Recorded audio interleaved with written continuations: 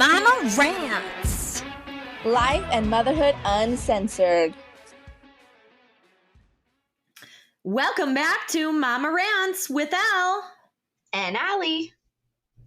Hey girl, how are you doing? Oh my gosh, it's just been quite an interesting couple weeks, between, your vacation, my vacation, vacations inside that vacation. So it's just been kind of a shit show, and I feel like there's so much to catch up on. How are you? I know. Oh, and at least we got to see each other in the middle of that, but we obviously didn't get to record, so it'll be fun to update some of our listeners on what's been going on. We're doing good. To start off with,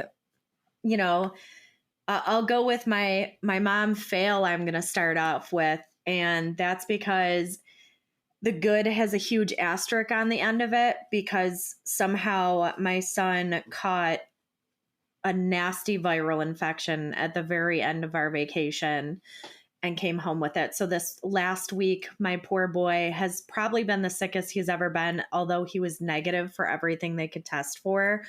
But that would be my mom fail, is that my poor thing has been going through the ringer this week and last week, and has finally turned the corner now. All in all, we had a great vacation. I put my airport tips and tricks, to the test for a second time. And as far as my mom win, I'm going to say it was 100% the airport ride, or the airport and the airplane ride. B-Man did amazingly well. I put up a reel on our social media with some of my tips for being on the plane. We were super lucky, and Southwest is what we flew. There was nobody in between us. So the first ride there wasn't a lot of people, but on the way there, what really helped was we used the bungee straps for everything. We attached them to the tray table with his cup, with his toys, and also had tablet for him this time for some Miss Rachel. I used the suction cup spinners on the window, and he had a great time. He flew wonderfully. Even coming home, he did really well for not feeling the best. And we only had one cranky moment where he started crying, of course, when we're about to land, and I'm worried about his ears. But I'm trying to breastfeed him, and he's popping on and off, and he had fallen asleep. So he woke up massively cranky because it was interruption of nap. I'm not where I want to be. Mom's not holding me the right way. And of course, the dreaded, oh my gosh, I'm surrounded by parents with kids too, and mine is the only one crying.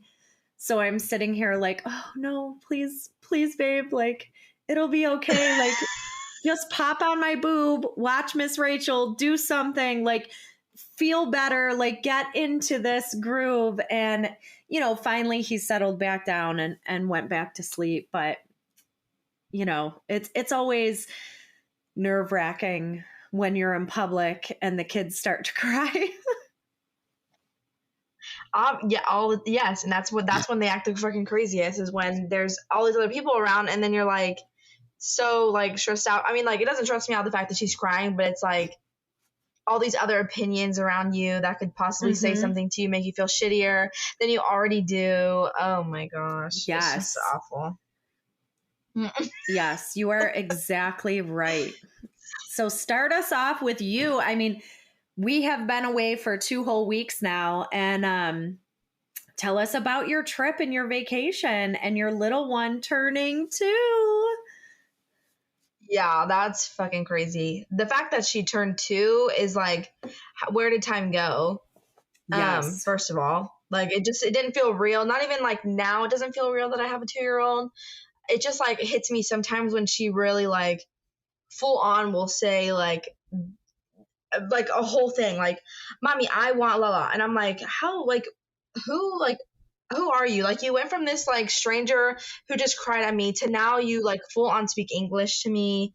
And it's just really, really wild. But the birthday party was great. It was too groovy themed. Time is a thief. Yes.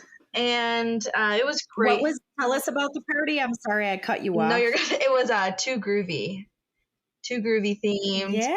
And we got everybody, you know, matching shirts, and everybody said like groovy mama, groovy dada, groovy aunt bubble, groovy aunt sassy. Then we did a Disney trip like mid-week. So her party was after Disney, but so we did like a good 2-day Disney thing. So we just popped over, stayed the night. But how did it go this time? It was just like, I don't know. I don't know what happened, if it was just like she's 2 now, so things are changing. I have no idea. But literally, we were at Animal Kingdom walking around. We knew that she wouldn't be taking a nap this day. And, you know, our last Disney trip, it was guns a-blazing. We had to take her back to the hotel so she could take a nap. Well, we weren't even able to check in until 4 o'clock. So we knew she wasn't taking a nap unless we took her out to the car seat in hopes that she did. So, like I said, we just went in like knowing she wasn't going to get one. We had planned to get back to the hotel to get her in bed by like 8:30ish. Well, we were walking through like Pandora, and then all of a sudden, like my kid started looking like she had been like drugged. Like her eyes were so heavy, her head was falling. Like I was like, oh wow, like she's about to zonk the fuck out. What am I going to do? Like, what if she falls asleep right now at 6:30? Like, what does that mean for bedtime? Does that mean midnight? Does that mean she's still gonna be tired? Like, I am panicking. Aww. So I'm just like, you know what? I'm just gonna lay her back and see what happens. So I lay the friggin' thing down, out like a friggin' light, and she has never once in her entire life fallen asleep in her stroller. Ooh. So for her to do this was like, I didn't even know what to do, and I was just like, let's just get where we're going. So we got to, you know, Pandora, the Navi River Journey ride thing. Time to park the stroller. She had gotten like a 20-minute in, and I'm like, I guess pick her up and see if she falls asleep on your shoulder. If she doesn't, we're rolling with it. And surprisingly, she was like initially a little bit like like I don't really want to be awake, but like what she calls is the mouse house. She realized she was still at the mouse house, so it was still like all fair game, having a grand old time. And so we go into the ride, and you know, we're there, we're chilling. The park closes at 8, so we're kind of hopping around, starting to rain. And then we get her back by, you know, 8:30, out by 9, and she slept her normal all throughout the night. So that was pretty crazy. And I'm like, there's never going to be a chance it's going to happen again. Well, sure as shit, it happens the next day. Like, literally, we're at the Hollywood Studios, and Brent was walking around like test track, like underneath in like the gift shop, while me and my mother-in-law and my sister-in-laws were upstairs, like riding the ride. And like, we come out, and he's like, oh, baby's sleeping, like, shh. I'm like, what the fuck are you talking about? Like, he's sitting underneath this ride, and it's loud as hell, and she's just like sleeping. And I'm like, this is absolutely crazy. Like, I am all for it, but like, it is so crazy. So I'm hoping this is like this is something she's going to carry over to future Disney trips, future everyday life. Like, God, it would just make my life so much easier. So yeah, I would say I don't have a mom win that I can think of, but we're going dad win, and, you know, getting baby to pass out at Disney, like, pretty crazy. So, but that was fun. Yeah, that was fun. Well, also while we were at Disney, my car got hit. I don't know if I told you. Somebody hit my car.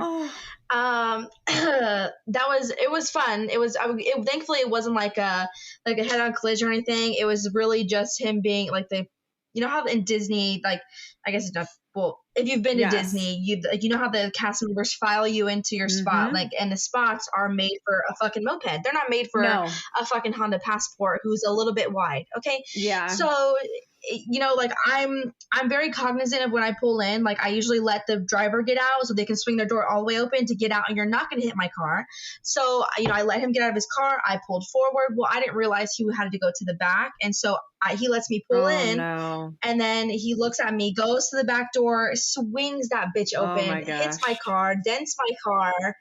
And I look at my mom, who's also in the front seat, and I'm driving. I'm like, did he just hit my car? And she's like, yep. And I'm like, no, he didn't. So I get out of the car, and I'm like, you just hit my car. And he's like, no, I did not. Like, it's immediately defensive. No, I did not. You sure did. He's like, yeah. Yeah, he's like, no, I did not. I'm like, yeah, you really did. I was like, we were all in that car. We heard it. You hit my car. You moved my vehicle when you hit it. I was like, there's a dent there. Like, I'm losing my mind at this point. Like, I'm heated. Like, when it's not even like he took accountability. Yeah, he wasn't like, oh my gosh, I'm so sorry. Here's my information.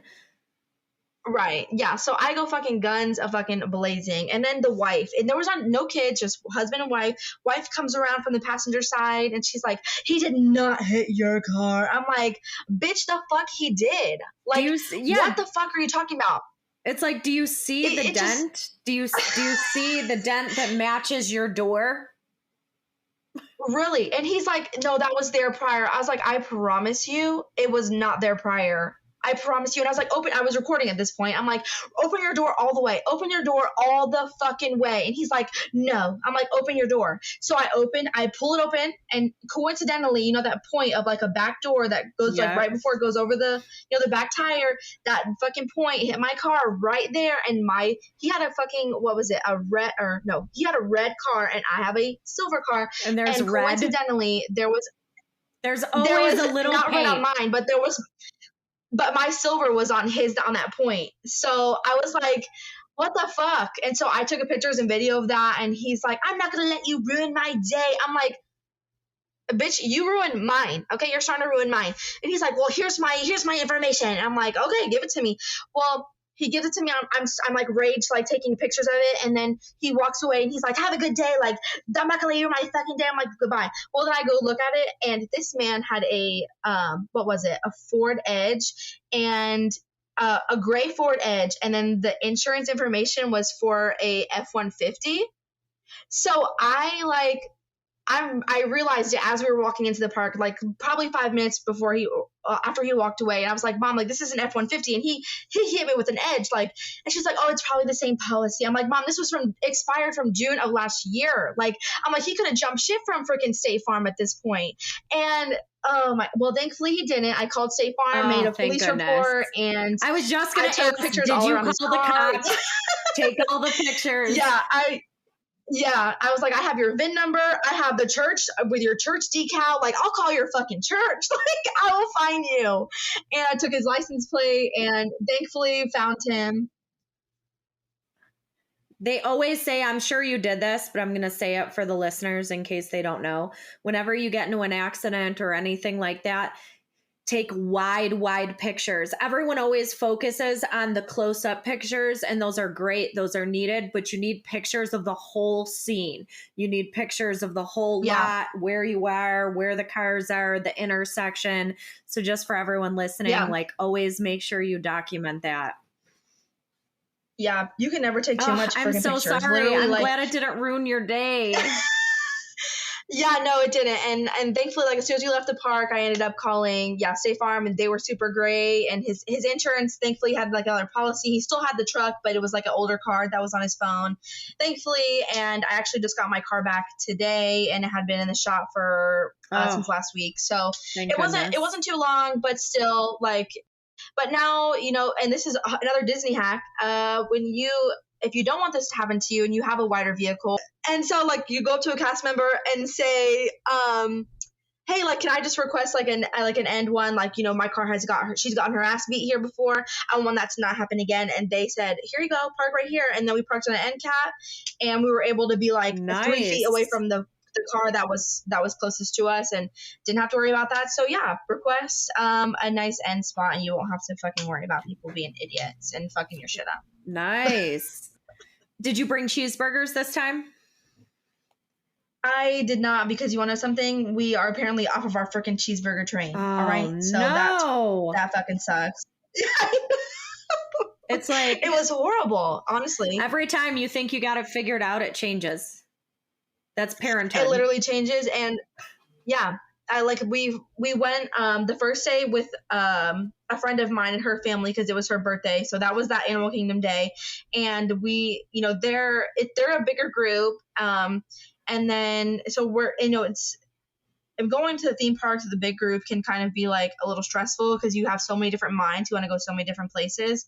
But it was nice because it helped me slow down my pace, because when I'm so used to like being like that single Allison who would go with maybe one friend who just like wants to run and do as many things as possible, and then you have a toddler that's also trying to keep up, and it's like it's just not realistic. So it really helped me like enjoy the moment and slow down and take a deep breath. Like, it's, you are a pass holder now, you don't have to run rampant through the park and try to do everything and exhaust yourself out. So that was nice, and I feel like it helped set me up for future Disney trips, because the next day was so calm and so chill because I realized I didn't have to do that.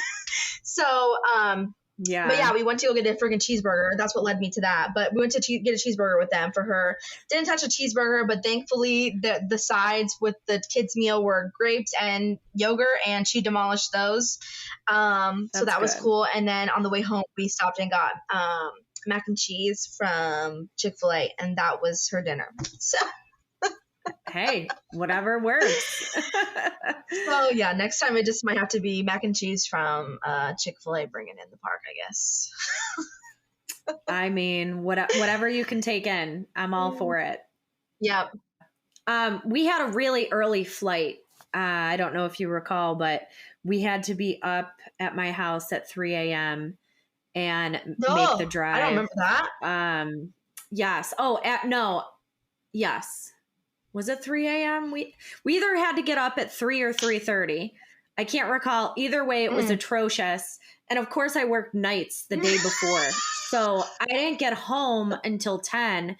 And I was up packing because I needed to make sure everything was packed and ready. And you know, there's those things that you can only get last minute, like all the toiletries and the stuff you'd use that day. And, you know, I would love to pass that on to my husband to do, but I'm just not there yet because I know how he packs, and it's just would totally be like, oh, we don't need this. Oh, it'll be fine. Oh, it won't be that cold.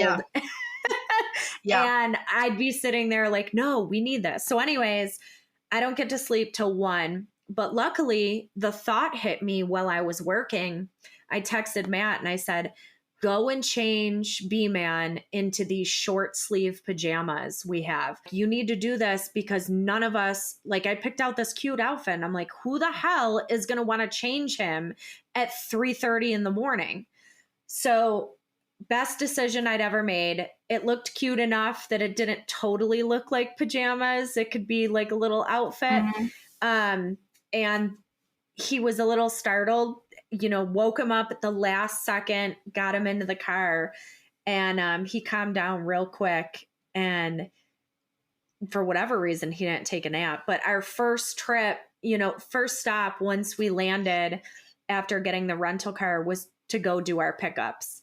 And we went and picked up the diapers, fruits, some pouches, puffs, of course, puffs, and then some stuff that I knew we were staying at my friend's house and I knew we would go through real quick.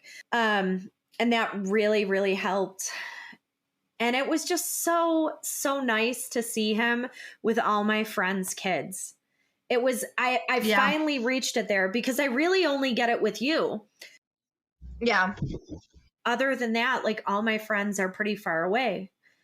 So, yeah, you know, even the ones that live here, they're still an hour and a half to 2 hours away. And it was just wonderful to see. I actually stayed with Jess, who was on the podcast last week. And she has her 2 kids, and my kid is age-wise right in the middle of her 2. And it was so cool to be able to see them interact together every day. And I don't know where my son got this from, but I saw the sweetest side of my son, who every time Jess's youngest, who is 11 months old right now, would be by him and be trying to play, which, mind you, Jess's husband is a giant. He is super tall, so her children are super tall. So her son at 11 months is the height of my son, who's a little bit on the shorter side, at almost a year and a half. And so they would stand up next to each other And my son would just pat his head and give him kisses on the head. And I was like, oh my gosh, where is this coming from? And it was like the cutest thing. And then her older daughter would be able to play and interact with him more. And she has this little, it's a trampoline that has the part where you like hold your hands on. So it's like the small indoor one. Oh my gosh, B-Man loved getting up there with her daughter, and they would both hold on, and she would jump and he would just really try to jump. But it was the cutest thing. I was nervous. I was so nervous for the wedding because, you know, B-Man doesn't go to daycare. He doesn't get left with people a lot. So I was almost dreading leaving him because I was just so nervous that we wouldn't enjoy ourselves at the wedding, that one of us would have to come back. So they had this really cool party bus, and we didn't go on it because we were like, well, just in case one of us has to run home, we'd rather have the vehicle there. And, you know, if it's not a big deal, but B-Man's just fussing a lot, one of us will go home and the other one can stay at the wedding and, you know, come home on the party bus. But he did excellent. I had one of my best friends watch him, but he didn't even cry when I left. He was just excited. He did want to be held a little bit more than normal, but he played and hung out, and he even like fell asleep on the couch. And it just to have that night out and to have a friend that knows my worry and knows that this is like actually it's the second time he's being left, but before he was at 4 months. So I wasn't really as worried about him crying all the time because at 4 months he was like, hey, cool, whatever. I like people. Whereas now he has that separation, and he hasn't seen Mel in a year, actually. So the fact that he was so good, and that she would send me pictures, she would update me. I didn't feel weird texting her and being like, how's he doing? And that honestly just calmed me down so much. We had a great time. We were able to stay the whole entire wedding. And man, I can't say how excited and relieved I was. But really what made me so relieved was her. Like the way she knew that I would need that constant reassurance. And I knew it didn't bug her. I knew I wasn't putting her out. And that really meant the difference between, you know, having an okay night and having a great night. Yeah. I was sad to come home. I mean, obviously I missed my mom. I mean, I was glad to come home, but you know, I was sad too, because I miss all my friends. I miss being there with everybody and having friends with kids to grow up with.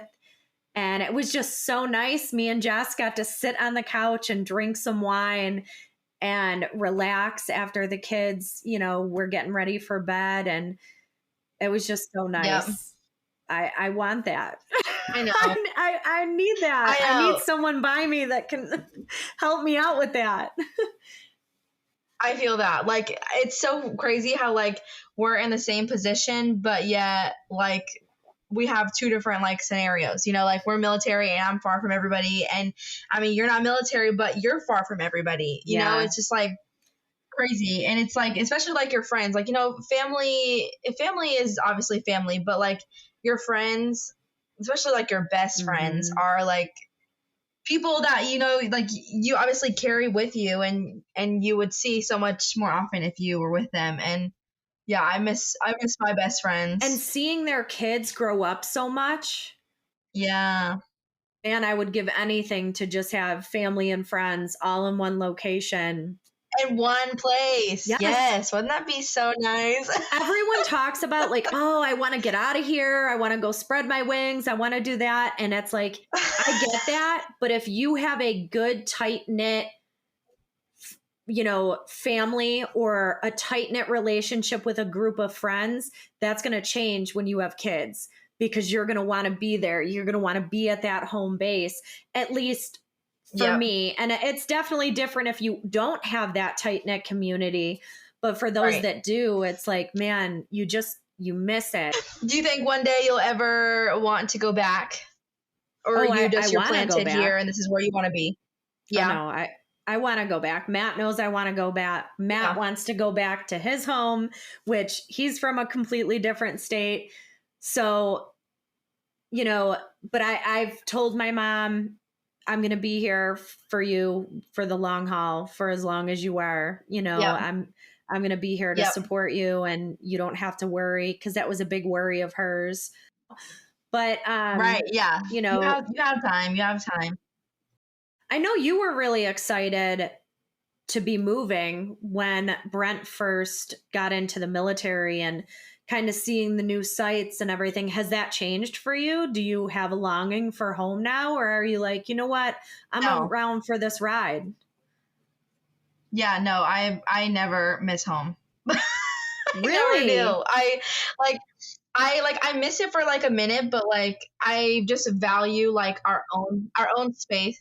I miss the people, but I don't necessarily miss home. Like I love being able to like go anywhere and not run into someone that I already know. Like I love the fresh start somewhere. Like I hated when we go visit home and it's like, oh, I can't even go to the freaking grocery store without running into someone who like, oh my god, like, oh my gosh, that's so and so. I don't want to see them. Like I hate that. I hate that. I hate that. I hate that. And so like, Oh my God, that's what I love about home. yeah, see, I know. I just like but I'm also like I have like my select friends and like I'm not like oh my gosh, hi, oh my god, it's been like 10 years since I saw you last. Like, how are you? Like, I don't give a fuck, I don't. So I'm not gonna pretend, and I will literally like glue my eyes to the ground before I let you see that I see you. Like I just don't care to see you or talk to you.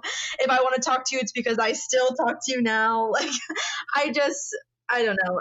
And so like, I mean, like I said, I miss home because of the people, but I don't miss home for the fact of we get to start fresh everywhere and meet new people and see new things at basically somebody else's expense, but I don't know, for like recently, Brent has been going back and forth about getting out or staying in.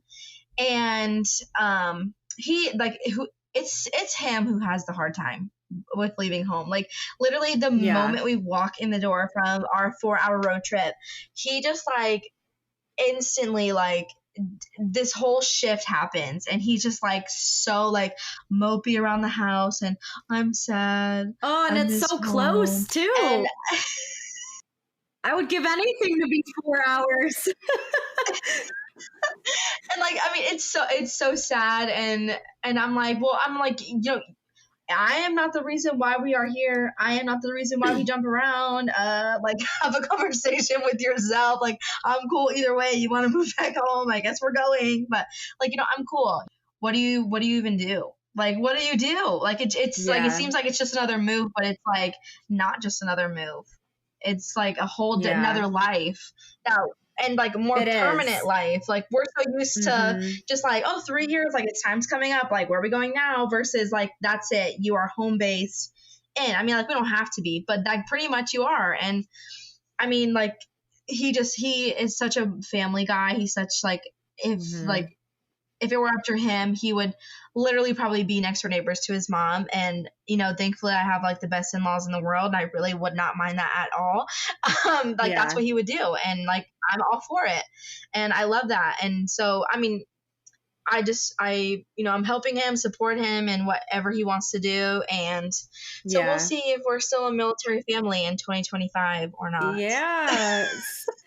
For me, I mean, I moved out of my parents' house when I was 19, but I stayed in the area until I was almost 30. And then for the, last 8 years, I've been on the road, different places. Yeah. But for me, I had such a tight-knit group of friends, and I was so close with my family, or at least my parents at that point, that leaving was so hard for me. Like going to Raleigh when I first moved, to knowing nobody, and just I worked all the time. I was gone all the time. I was traveling all the time. You moved there alone? With Matt. With Matt. Okay. Was that the house that we visited? Yes. And whenever we went there? Yes. Oh, okay.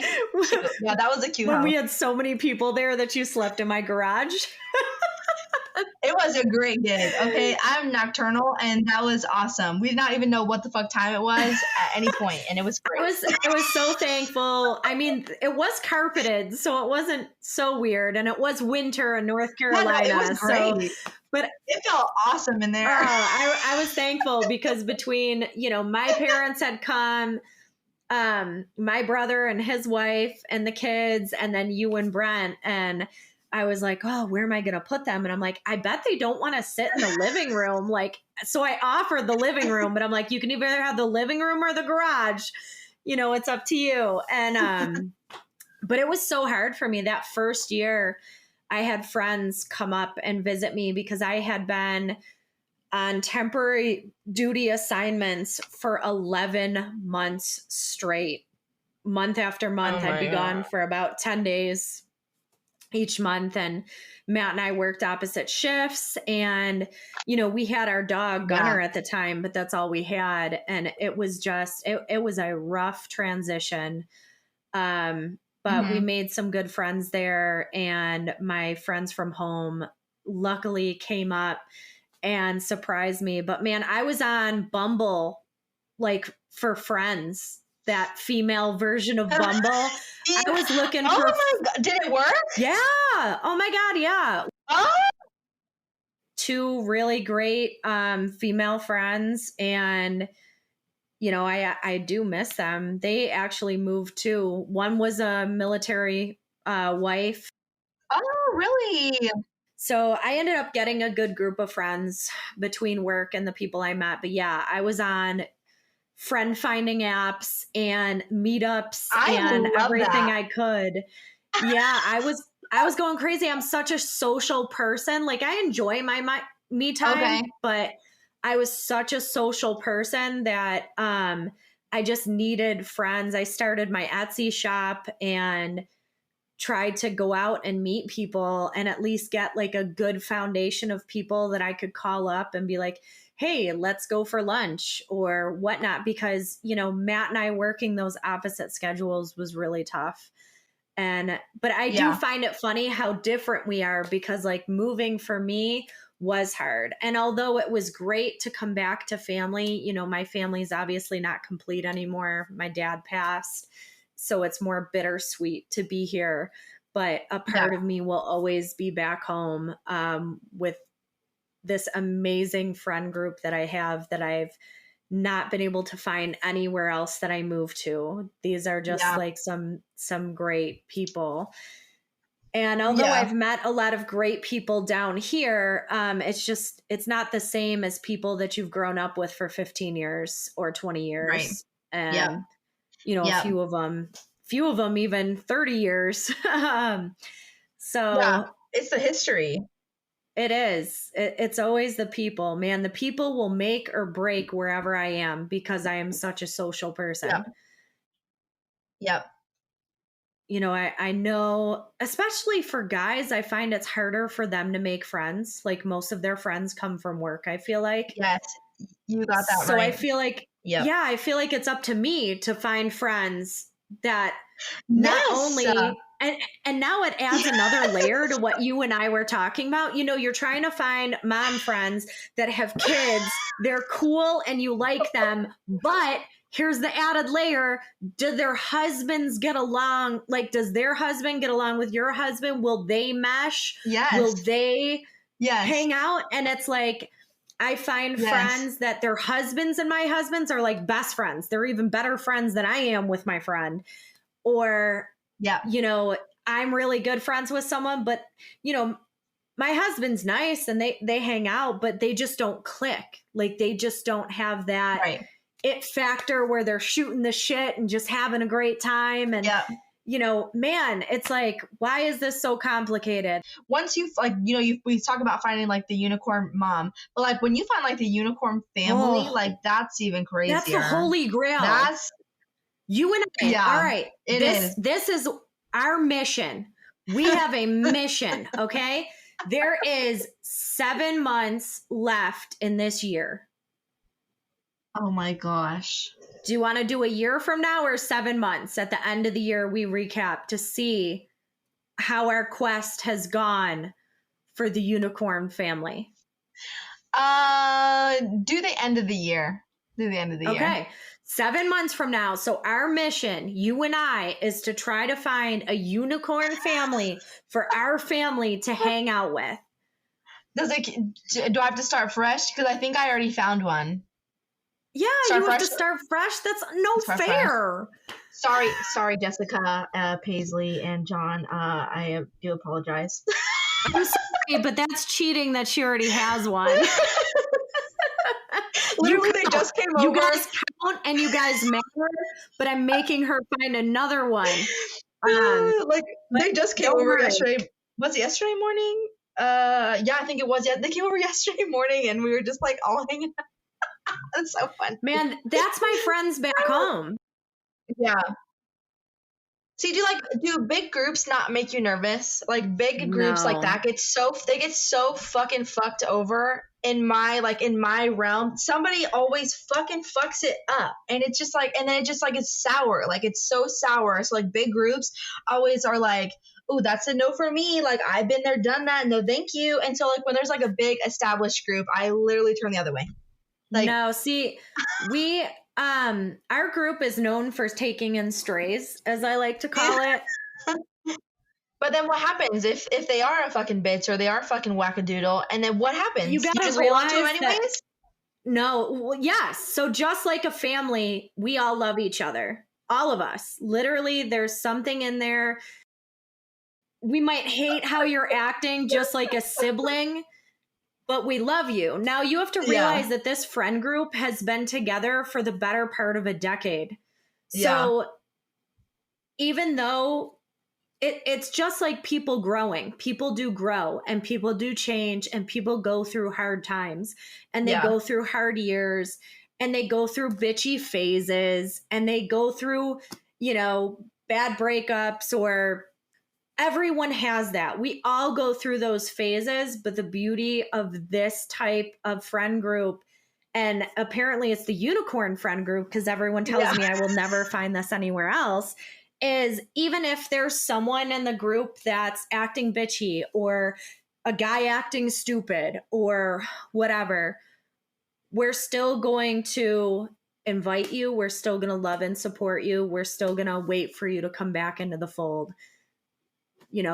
We understand that you're going through something, and that's happened. It's happened several times where someone in the group, went through a tough time or made some bad decisions or went through a bitchy phase or a I don't know who I am phase. And, we're just there for them. We're there for them like a family. And when they get their shit together and come back in, there's some of us that are closer than others with people in the group, and the people that are closest, it's your duty to be like, hey, this isn't you, but to also support them. And then when they come back, you kind of laugh about it. Like, that really wasn't fucking you. Or, yeah, you remember that year you were super bitchy? Yeah. Like, we don't even get to that point. Like, the groups that like have been there, like we don't even get to that. We don't even make it like a few months of like being around each other before someone is talking about fucking Susie Q and the way that her fucking house looks or the fucking shit that she has hanging on the wall. We cut them out. We've had a few of those that we've just had to write off the wall and say go. Like, you aren't a long hauler. Right. So yeah, I just haven't found the unicorn group, which is that you have that no one else is ever gonna find. Yeah, that shit, like, that's why I think because of my experiences of like the groups and like remember that bachelor thing that I went to? Like, those women were nice. Yes. They were great. But I'm like, oh gosh, they have like a group of 5 here. Like, this seems like a little bit much for me. And so I'm like, whoo, here I go to the left, like out the door I go. And like, nothing against them. They're so nice. You gotta give it a try. And it's just like, I don't know what it is. I just like, because I said like, I've been burned and I just And it's just like, I just like, is it even worth it? And then I'm like, I already have my friends that are not even in front of me that need my attention that I talk to. And then it's like, then when I have like more than like one friend who's in front of me here, it's like, I can't even juggle all these fucking bitches. Okay. And then I'm like so overwhelmed. I'm like, oh my gosh, I haven't answered you in like 3 fucking weeks.